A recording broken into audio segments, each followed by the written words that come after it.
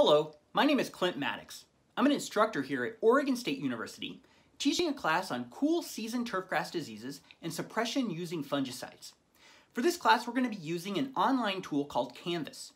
On this online tool, you're going to have access to 6 different weeks of material. So you'll get to a start page and you can click on each of those modules, and it's going to give you the material that you need to be successful in each of those weeks. In this class, there's going to be a syllabus. And the outline of the syllabus is going to focus on 6 different weeks of material. And we're going to have, as an assessment for these weeks of material, we're going to have quizzes, which you can take as many times as you like, and you get to keep your highest score. You're also going to have a short essay, a quiz style, at the end of each week. And those quizzes are going to be due, those short essay quizzes are going to be due, and by Sunday at midnight at the end of each week. And I'm going to personally grade those and give you feedback on your answers. And so this is going to be a key way that the student, you, is going to have feedback from me, the instructor. And so we're going to be able to have some back and forth conversation that way.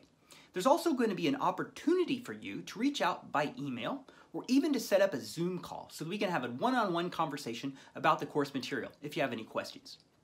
At the end of the class, if you are able to achieve a 70% or greater score, of which there's 120 total points in this class, so all you need is 84 points to get that 70% or greater, you're going to get a certificate of completion.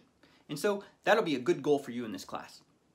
And so some material we're going to be covering in this class are going to be these handsful of diseases. Now there are many diseases of turfgrass, but we're going to be focusing on these most common turfgrass diseases that occur in a cool season zone so that it's a more manageable list.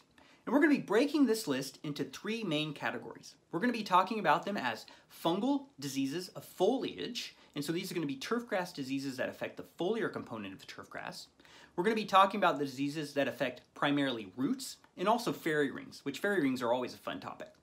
Then we're going to be talking about the diseases that affect both roots and the foliage of the turfgrass plant.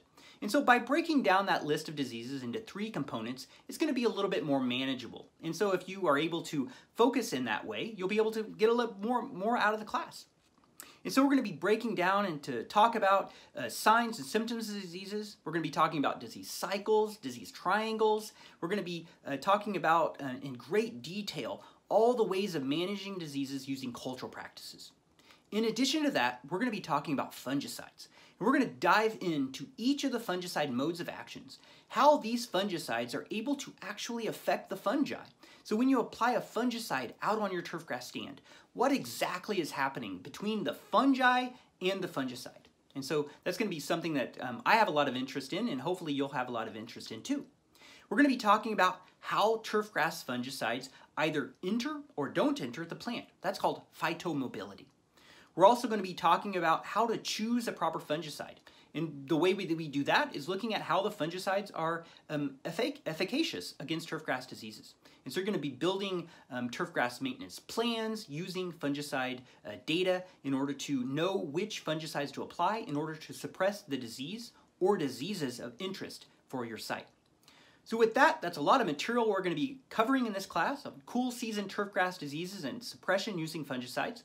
If you have any questions at all about the PACE course or any questions about any of the classes that Oregon State University offers, do reach out to us at beaverturf.com. All of our contact information is there.